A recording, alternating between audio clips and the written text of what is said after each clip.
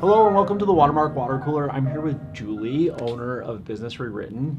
Julie, would you mind introducing yourself to our audience? Sure. Hi everyone, my name is Julie Wanzer, again, as Cameron mentioned, the owner of Business Rewritten, and we're a marketing firm that tells stories in the AEC environment. And by AEC, I mean architecture, engineering, and construction. I myself have worked in the construction industry since 2008, and have certainly learned a lot over the past 17 years. And in working with Cameron, it's been great to be a collaborative partner and really move forward to kind of make an impact on the AEC industry, because it's an industry that we all love and want to build more of, for sure, and definitely be a resource for. So thank you for having me today, Cameron. Appreciate it. Yeah, no problem. And we have worked together for years, so it's great to finally get you on. For sure. We're just talking today about the AEC industry and business development in general, and obviously marketing falls into some of that conversation. Mm-hmm. So let's get into it. Yes. So what has the AEC industry in general done wrong in business development, and what are some things that we can identify here that we could help with? Sure. Well, how long do we have for this program? Yeah. First of all, right? 10 minutes or less. So exactly. So we'll give you the highlights. Yeah. So in terms of where I think business development and or sales, however you want to call it, in the AEC industry kind of goes wrong is that there's a lack of communication and breakdown between business development and marketing, right? Yeah. So you have your marketing people in-house who are typically responsible for doing proposals, which is how AEC firms win more work, right? Yeah. And business development is supposed to be kind of that guiding source for that, right? Because I think at the end of the day, Cameron, you and I both know this, you can send out 1 million proposals, but it's about the relationships that you have, right? So I think that's where the business development team comes in and develops those relationships up front. But unfortunately, that information about the relationships is not being then communicated to marketing, who's working on the proposals, right? Yeah. So then there's that disconnect of who are we actually talking to or working with, and then when that hit rate goes down, the proposal hit rate of not getting those, guess what the blame falls onto? Marketing, right? Because they're the ones writing it. Yeah. So, we have the BD team over here, BD, again, business development, saying, oh, well, it wasn't me. Well, who's pointing fingers to who, right? Yeah. So I think it's, we need a happy marriage of both, right? Yeah, what do you see as far as AEC firms and having a marketing firm? Just out of curiosity, like how many of them do you see they have a marketing firm, or how many of them are all in-house?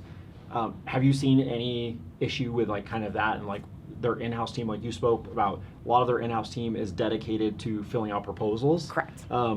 Whereas like a traditional in-house marketing firm probably is not doing that. They're doing more like outwardly facing marketing stuff. So what are you seeing there? Sure. So I think whether AEC firms have an in-house marketing department or rely on a consultant obviously depends on the size of the firm, their budget, all of those things.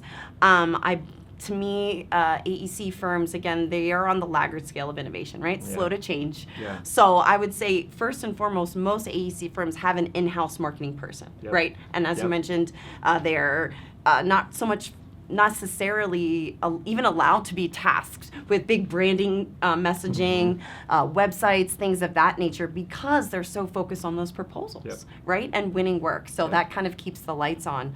But in other firms, for instance, for instance, Alliance Construction, which we worked on together, they had still do have an in-house marketing team. But as the consultant, we were able to come in and help to give them a broader picture, right? So I feel like that's another issue that comes up too, is that when the in-house marketing team has their blinders on, right, and they're so focused on proposals, right, that they don't have the time, the energy, honestly, nor the space to take on additional marketing initiatives and be more creative, right? So that's where I think the outside consultant really comes in and can be very helpful, like we did with Alliance Construction. And I think this is like a key like problem that is out there, is that a lot of marketing in the AEC world is like a lot more inwardly facing. Yes. And they're not spending a lot of time going out and getting new business. Correct.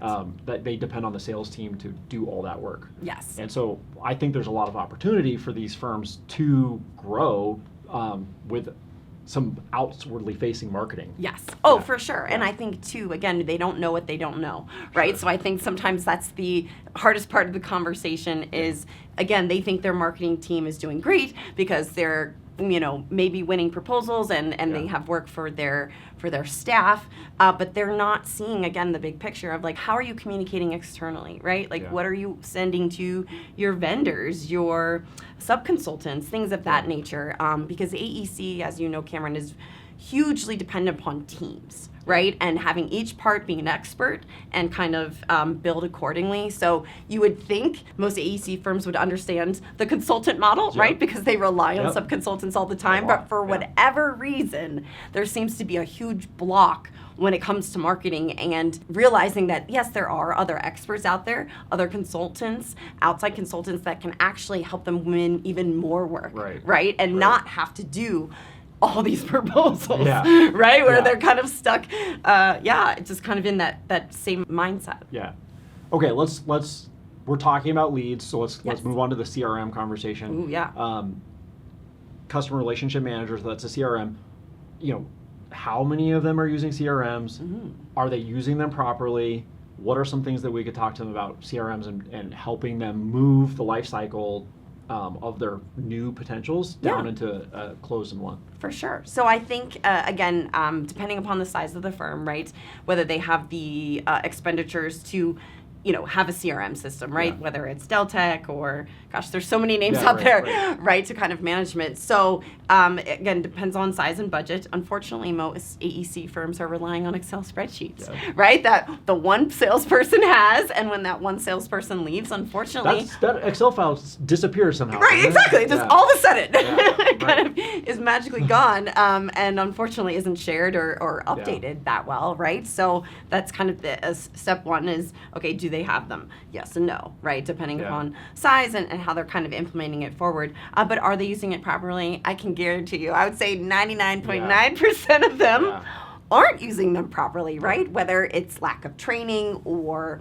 it goes against their company culture to share information, right? There's all these things that kind of factor into that. And you and I both know if you don't take the time and energy to really build that CRM, what do we say? Garbage in, garbage out, right? So to be more strategic and to actually understand the type of information that needs to go in there and how that information is updated regularly, and then how that information is then shared with the sales team, with business development, with marketing, and God forbid, maybe even with some other employees, right? So I think there's definitely kind of a number of factors there, but in an ideal world, right, they would have someone dedicated to the CRM, right, to make sure it's running properly. I think that the part of the CRM conversation is on the marketing side is like, okay, we need to understand attribution, and the only way to understand attribution is to say, what is happening after, we can develop a lead, that's great.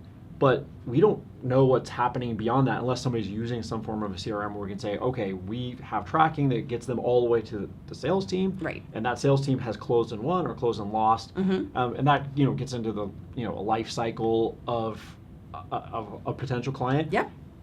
Are you seeing people using life cycles in their business development, or are they just like freewheeling it and going, well, again, we have an Excel sheet and it's moved, whatever, or I've called this person or I haven't. Is that, are you seeing people using it the right way? I'm saying a select few companies use their CRMs successfully, right? In terms of understanding that life cycle, and it's when I see that happening, those firms actually have had their training, right, to get that information in there. They know how to extract that information, and then they have somebody monitoring it. Yeah, exactly. Oh my gosh! Like maybe there's somebody on the a firm like us that's actually giving them data that's showing that their marketing is working, right, or that it's not working, or this is the scary part. That they don't want to know is that their sales team may or may not be functioning at the peak performance that it should be, or whatever. There's a bunch of CRMs are full of analytical data that gives you some truths. For sure, exactly. And I think I don't know whether people are scared of data, or again they don't know how to extracted or to really track the information they need to. So to me, in an ideal world, the companies that are being successful with CRMs have those business development leads that track, okay, this is when I talked to this owner. This is what we talked about. Right? And then what's the call to action there? I'm going to be now following up with this owner in a couple weeks, right? Or maybe it's next quarter, right? Because unfortunately, in AEC, the industry itself, it's a long lead cycle, right? Yeah. So sometimes these huge building projects or horizontal construction projects, they get talked about for years before they even, get to the budget stage. Yeah, a lot of decision makers in that process. So Exactly. It takes a long time. Yeah. Exactly, right? So the firms that use their CRMs the best are tracking that kind of information and can pull up, okay, here's this owner, this is how many times we've contacted them, this is who's met with them, this is what we've talked about, and this is why that deal closed, right? Or lost. Exactly, right? Yeah. Like maybe they weren't talking to, within this ownership group, they weren't talking to the right decision maker, right? They were talking to a decision maker, not necessarily the right one. So, and I think we talk about this, and it is a fear of sales teams that they're going to be exposed or whatever. And like, yes, there's some truth to that, but also there's a lot of truth that it's going to make their life easier. And be able to close more deals because, again, if you have a good CRM, it's giving you insights into what that potential client has done. So like, or communications that another person's had with them, or web pages that they visited, or how many times they've opened an email. There's all these things that give a salesperson insight to be able to make a more informed conversation with that lead.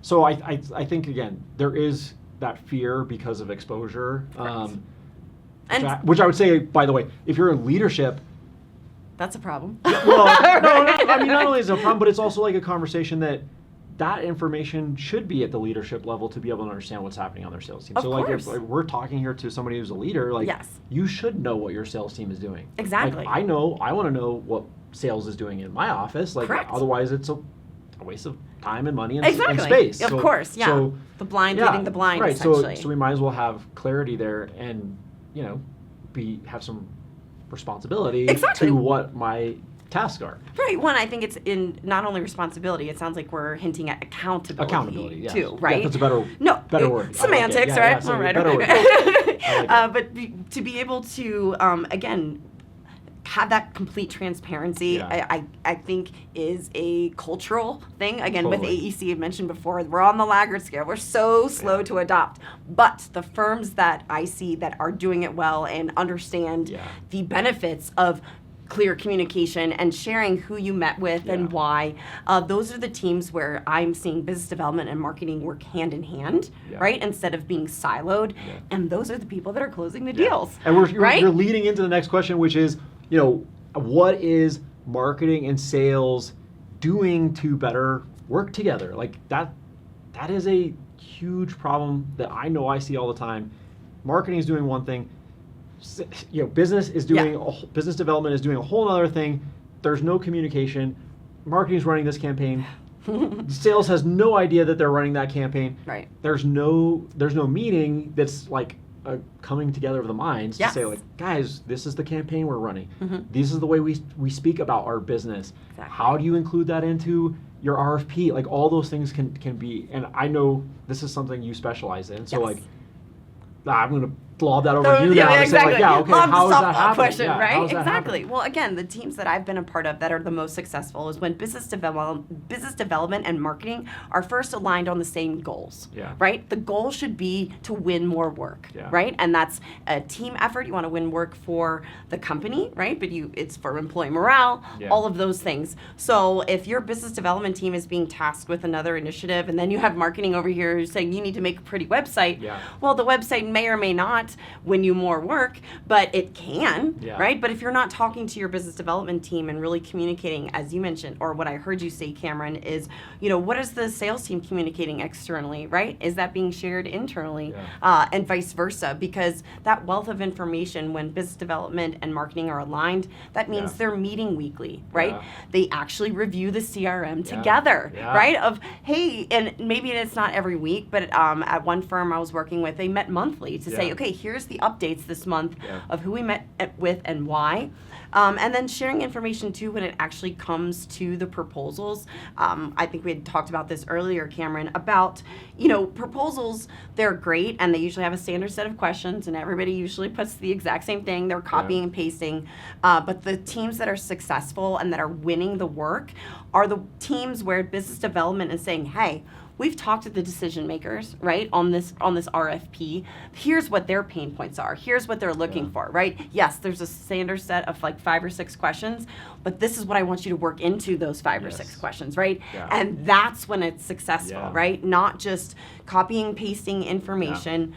So I think that it sounds so trite, but communication, right? Well, huge! What a crazy idea. Exactly, what a crazy idea, right? And regardless of whether, it's your in-house marketing team or the business development team meeting with an outside consultant, right? Especially maybe someone who's monitoring their CRMs and helping launch those campaigns. I think that's a huge opportunity, right? For you, for me, and other team members that want to support the industry, right? Yeah, and speaking to this, something you said that I think is really important is pain points.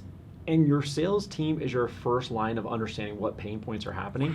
If those get communicated back to marketing, that is a success, because if we're speaking to people's pain points, that's 90% of what we do is trying to find the pain points to speak to those issues, because that's what people are trying to solve, right? They're trying to solve their pain points. And if we can communicate that on marketing side, we're going to win. Like that's just the way this works. Right, no, for sure. So sales is actually communicating with their potential clients that are speaking those pain points. Exactly. It's just a huge thing. Just to kind of wrap this up, so we talked about the marketing issues that then lead to this kind of, what is your CRM? How are we tracking this stuff to get attribution? That's a huge piece of that CRM conversation. CRM talks about some sales. How do we now make sales and marketing? So those are the 3 kind of things that we talked about in this conversation. Yeah. That hopefully helps somebody in the AEC industry who's like trying to understand, what do I do about my marketing? Where do we need to go? Right, and how do we align? Julie has been in this industry, is an expert at this. She has done so much in communications for AEC firms. So great to have you on the show. Thank you so much. Yeah, super knowledgeable. And again, I think this is we could talk about pain points, a pain point that almost every firm is seeking right now. Regardless of whether it's a good economy, bad economy, all the things, we all need to win more work. And being able to do that, even with kind of the smallest little steps like the CRM, other things can make a huge impact on your business. And I think that's what we all want, make more money. Yeah, exactly. All right, thank you so much. We'll see you next time. Thank you.